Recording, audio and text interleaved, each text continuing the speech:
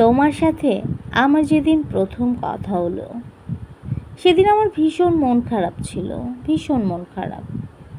আমি বরাবরই কারোর সাথে কথা বলি না, বাট সেদিন তোমার সাথে আমার কথা হয়েছে কি মনে করে আল্লাহ জানে। আমি সেই উত্তরটা আজও খুঁজে পাইনি।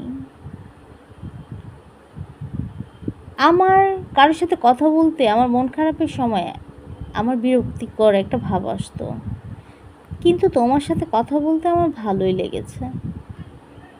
তারপর থেকে একটু একটু কথা বলতে বলতে কথা দীর্ঘ হলো। তোমার সাথে আমার ভালোই কথা হচ্ছে। একটা সময় আমার মন খারাপ ভালো হয়ে গেল। তখন আমার মাথায় একটা ভাবনা আসলো যে তোমার সাথে আমার যে কথা হচ্ছে, তোমার সাথে এভাবে কথা কন্টিনিউ করা কি আমার ঠিক হবে? বিবেককে প্রশ্ন করলাম।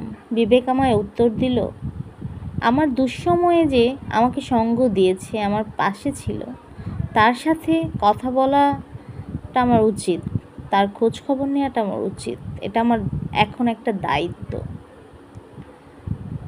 তারপর থেকে আমি নিজেই সেধে সেধে তোমার খোঁজ খবর নিতাম।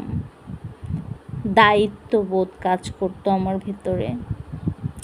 একটা সময় কথা বলতে বলতে তোমার সাথে আমার একটা ভালো সম্পর্ক হলো।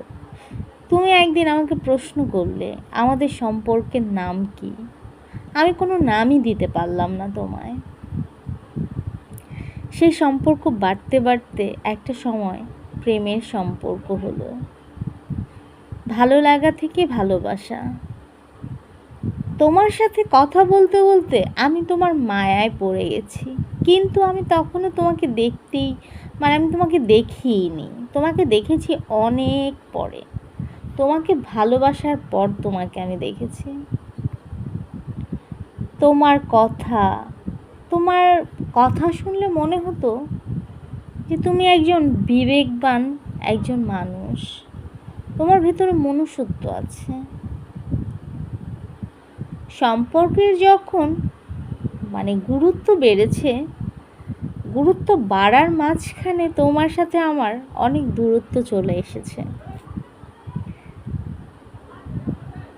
আমি ভাবনায় পড়ে গেলাম, কোথায় সেই তোমার দায়িত্ববান কথা, কোথায় সেই তোমার কথার গুরুত্ব, কোথায় তোমার সেই মনুষ্যত্ব? কেনই তোমার সাথে আমার সেদিন কথা হয়েছিল, কেনই তোমার সাথে আমার সম্পর্ক হলো? আজ আমাদের কথাই হয় না, দেখাও হয় না।